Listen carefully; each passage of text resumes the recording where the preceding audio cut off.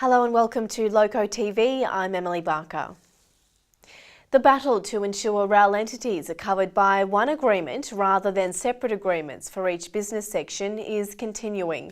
The latest news is that managers have been ordered to hold one-on-one or small group meetings with staff in an attempt to convince them that having multiple agreements is the better option. The combined rail unions consider this to be yet another instance of the rail entities failing to negotiate in good faith. Once the scope matter is resolved, the union delegates will prepare for the resumption of regular meetings with the company in an attempt to achieve a fair agreement for all workers. You can get regular updates on the negotiations on the Loco Express and our transport websites. Aurizon and the union are continuing their discussions in the Fair Work Commission in a bid to resolve the current dispute in the Hunter. The negotiations follow rolling 24-hour stoppages in the region after the company refused to negotiate a fair agreement with its workers. Loco Division Secretary Bob Hayden says it's disappointing that the company have let it get to this point of protected industrial action, but workers have had no choice following the company's stubborn refusal to budge on key issues for members. Messages of support for Aurizon members have been flowing in from all over the country.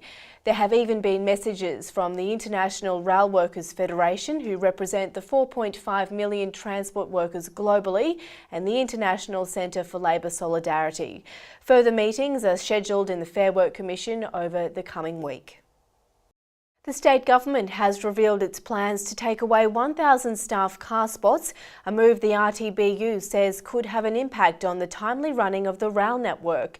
The Loco Division is concerned that if train drivers are forced to drive around searching for parks, it will result in delays. The state government suggested the parks were vacated by workers who have left the company.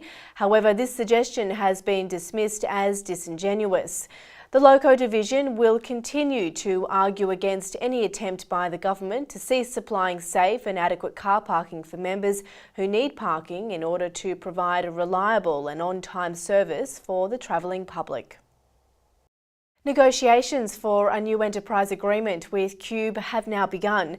A log of claims has been drafted based on member surveys and feedback, which has now been presented to the company.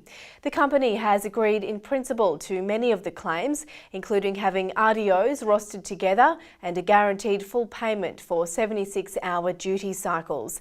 At the moment, the only claim from the company is to make Sydney a base with multiple sign-on locations at Minto, Eunora and Botany.